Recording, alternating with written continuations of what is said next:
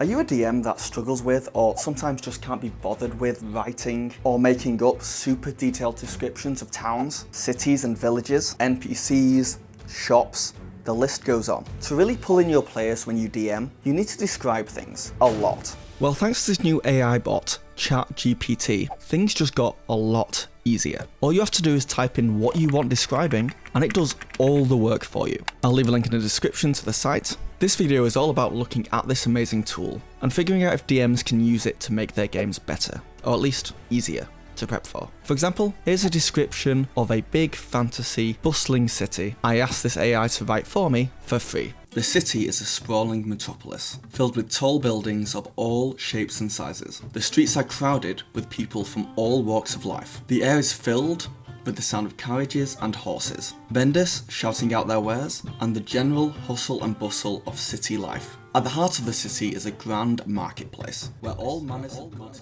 I could go on. There is more, and it is good. But obviously you want to give a quick description, not just read an entire book at people. But I could just cherry pick a couple of sentences from this and immediately have a great opening description. In fact, let's try this. Describe a fantasy village in 3 sentences. The village of Erindor was nestled in a green valley, surrounded by rolling hills and dense forests. It was a place of magic and wonder, where the people lived in harmony with the natural world, and revered the ancient traditions of their forefathers. Every morning, the villagers would gather in the town square to hear the wise words of the village elder, who was said to possess the gift of foresight and communicate with the spirits of the land. It even gave me a name, Erindor, which is pretty crazy. Let me know in the comments if you recognise that name from somewhere. I can't believe we just make something up off the spot. I'm sure it's cherry picking like things from other content. It'd be very interesting to know. But then again, this software continues to surprise me. In fact, what happens if I type this? If you enjoyed this video, please consider subscribing for more content like this. And I've not tried it yet, but I'm presuming you can use this software to describe dungeons, magic items, and even monsters. And I'm going to be testing that and its limits later in the video. But first, let's talk about the elephant in the room.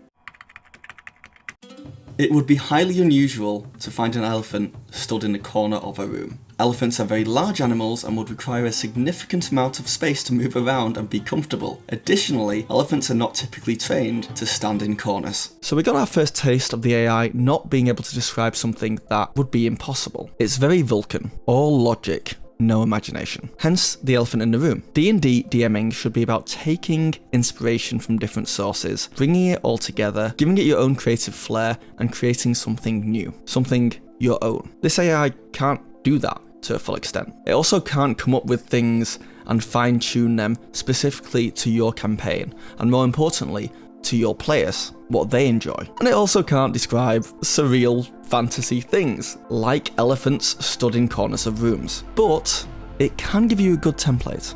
And there will be many people out there who view this as cheating, or cutting creative corners you shouldn't be cutting as a good DM. I'm sure there are many people out there who really enjoy coming up with great descriptions and great ideas for their campaigns, and are very proud of themselves when they manage it. And I don't want to take anything away from them, but to a certain extent, chill. It's a hobby. If my strengths are not giving amazing descriptions of every room you enter and every character and item in that room, let me outsource it. As long as my players and me are having fun. That's all that matters, right? So let's play around with a few more requests to see how the AI handles little things, difficult things. And if I asked it to, could it come up with an entire one-shot campaign, including the name, the actual story, the locations, some characters, some NPC characters, and a twist? And for these tests, let's start with this. Describe a D&D magical ice sword in 3 sentences. A magical ice sword is a weapon imbued with the power of ice and frost. When wielded, it can freeze an opponent's movements and damage them with frigid attacks. The hilt of the sword is often adorned with intricate frost blue gemstones, and the blade is made of a shimmering, icy material that glows with a cold, otherworldly light. Describe a D&D ancient and scary tomb. Only use 3 sentences. An ancient and scary tomb might be a crumbling structure, hidden deep within a dense forest, surrounded by unkept graves and forgotten statues. The entrance, a heavy stone door adorned with strange symbols, creaks ominously as it swings open, revealing a long, dark corridor lined with flickering torches. As the adventurers venture deeper into the tomb, they are met with traps and puzzles, the spirits of dead haunting their every step. Describe how an evil female necromancer looks. An evil female necromancer is often depicted as a dark and mysterious figure with pale skin and deep, piercing eyes. She may wear flowing black robes and carry a staff or wand adorned with bones or other macabre symbols. Her hair is often wild and unkempt, and she may have a cold, calculating demeanour. She is often portrayed as being shrouded in a dark aura, exuding a sense of malevolence and power. She may also have tattoos or scars on her skin, marking her as a practitioner of dark magic. Make up a D&D one-shot with interesting characters and a twist. So this one is kind of interesting because it gave me a layout of legitimately a D&D one-shot, and it called it The Cursed Cabin. This is how it starts. Synopsis.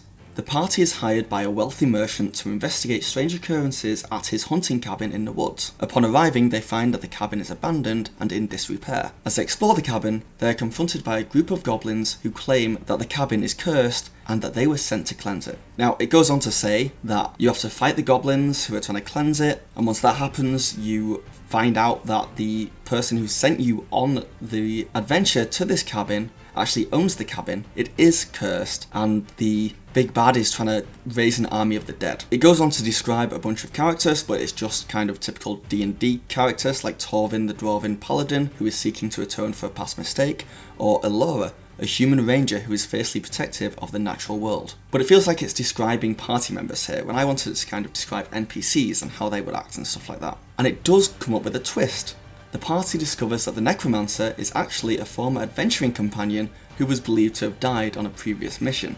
They must decide whether to turn their former ally over to the authorities or try to find a way to redeem them. Now obviously there's a lot of issues with this, like for example, why are they trying to fight the goblins who are also trying to cleanse the cabin of being cursed? How big is this cabin that it's a full dungeon? You'd think that there would be like an underground area or something like that, and it doesn't describe any of that. And what is the story behind the past ally turned evil necromancer that the party didn't recognise, and why is he sending this party that you presume he would recognise on a mission to help stop him, potentially? Like, there's a lot of loose ends. But, like, look what it did with a simple prompt. For free. A cursed cabin, fights with goblins, an evil necromancer, and a twist. This stuff is usable, just needing some slight changes here or there to, you know, fill in gaps and make everything make sense. But I mean, I've had to change the source material of official Wizard of the Coast books a lot more than this in the past. Do you think you'll be using something like this to fill out your campaigns? Or do you think this AI chatbot has any use at all